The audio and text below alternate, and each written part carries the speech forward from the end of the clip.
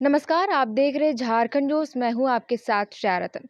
नगर निकाय चुनावी सफर में हम आ पहुंचे हैं वार्ड 38, जहां पर वर्तमान पार्षद दीपक लोहरा और भावी प्रत्याशी के रूप में भी है। हम इन्हीं से बातचीत करेंगे और जानेंगे कि 5 साल का कार्यकाल इनका किस तरीके से रहा और इस बार फिर से ये चुनावी दौर पे आ रहे हैं तो किन मुद्दों के साथ आ रहे हैं। तो सबसे पहले दीपक लोहरा जी, बहुत बहुत स्वागत है हमारे चैनल में। Thank you. तो दीपक जी, आप बताइए कि 5 साल का कार्यकाल आपका कैसा रहा? क्योंकि आप वर्तमान में भी अभी पार्षद हैं, तो किस तरीके से काम हुआ और अभी भावी प्रत्याशी के रूप में भी है? मेरे साथ भारी उठापटक के बावजूद भी वार्ड नंबर 38 आदर्श वार्ड बनने के कगार पे है। चुनाव जीते, लोकसभा चुनाव हुआ, विधानसभा चुनाव हुआ, इसमें आचार संहिता लगा। उसके बाद में किसी कारणवश से मैं मामला में फंसा। उसके बावजूद भी 2 साल कोरोना हुआ। कोरोना के बाद 6 महीना फिर बालू का किल्लत अभी भी चल रहा है। उसके बाद 6 महीना मैं सस्पेंड हुआ।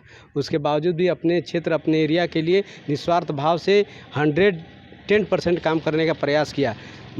हमारे लोग पानी के लिए दर दर भटक रहे थे। ये सखुआ बांध क्षेत्र में अभी बैठे हुए हैं। यहाँ के लोग दूसरे वार्ड में जाते थे पानी के लिए।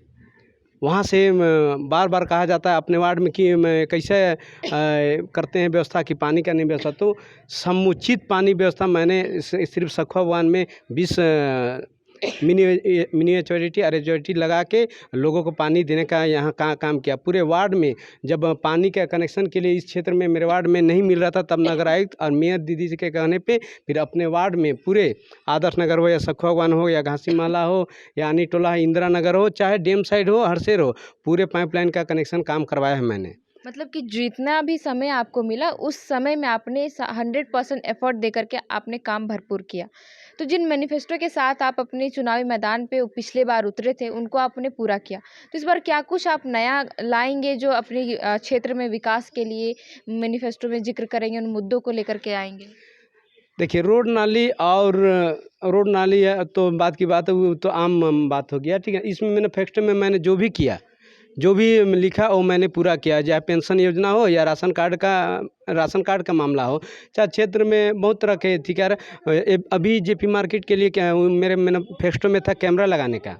कैमरा लगाने के बाद था तो बात चल रहा होगा कैमरा कहाँ पे एलसीडी लगेगा तो सब ठीक व्यवस्था होगा, इसके चलते पहल किया जा रहा। यहाँ सबसे बड़ा मुद्दा था इसमें पार्षद मिलते नहीं थे। मेरे लोग दर दर के ठोकर खाते थे एगो हस्ताक्षर सिग्नेचर करने के लिए। तो मैंने उसी समय कदम उठाया था कि पार्षद के पास जाएंगे नहीं, पार्षद खुद आएंगे। तो इसी चलते मैंने अपने पैकेट में रिकॉर्ड है वार्ड नंबर 38 का, मैंने मोहर लेके चलता हूँ। जहाँ जिसको जिस तरह का ज़रूरत हो वहाँ पे मैं सिग्नेचर हस्ताक्षर करके तुरंत मैंने समस्या का समाधान करने का प्रयास करता हूँ और हो ही रहा है।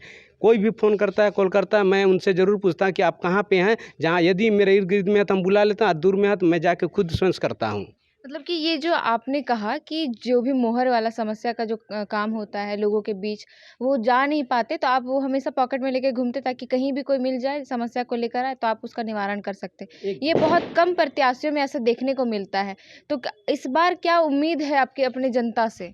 और जनता जानते हैं, हमको बताने की आवश्यकता नहीं है। आप लोग आएँ, आप क्षेत्र में भ्रमण करके देखिए। 4 साल इतना उठापटक के बावजूद भी, इतना विकट परिस्थिति में मैं अपने क्षेत्र के लिए निस्वार्थ भाव से काम किया हूँ। आप जाके पूरे क्षेत्र में घूम लीजिएगा। ना जात ना पात का आम व्यक्ति की समस्या का समाधान मैं अपने मैनिफेस्टो में किया था और वही आधारित पे भी आगे वाले समय में भी चलेगा। तो इस बार आप क्या किन-किन मुद्दों को आप प्राथमिकता देकर के आएँगे?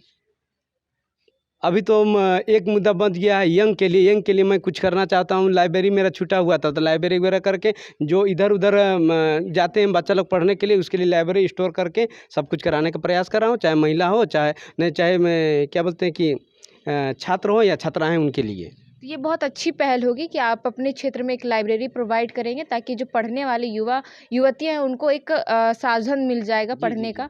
आप देखें तो बेरोज़गारी का जो स्थिति है वो अपने एक चरम पर है। तो इसको लेकर के आप क्या कुछ करेंगे कि युवा जो दूसरे राज्यों को प्लान करे वो प्लान रुके और स्वरोज़गार से जोड़ने के लिए अपने ही क्षेत्र में रह जाए? देखिए, हम लोग के पास तो उतना संसाधन नहीं है, लेकिन ये ज़रूर संसाधन मनरेगा के माध्यम से हम लोग रेजा कुली को अपने वार्ड में लगाए हुए थे काम के लिए, 100 दिन का रोजगार के लिए। ये हम लोग कर सकते थे, किए हुए हैं। जी, बिल्कुल।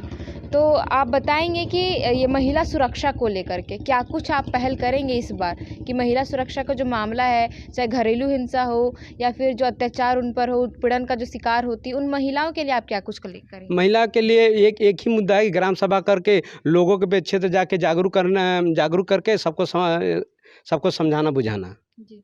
बहुत-बहुत धन्यवाद दीपक लोहरा जी, हमसे जुड़ने के लिए। तो ये थे दीपक लोहरा जो वार्ड 38 के वर्तमान पार्षद हैं और भावी प्रत्याशी भी।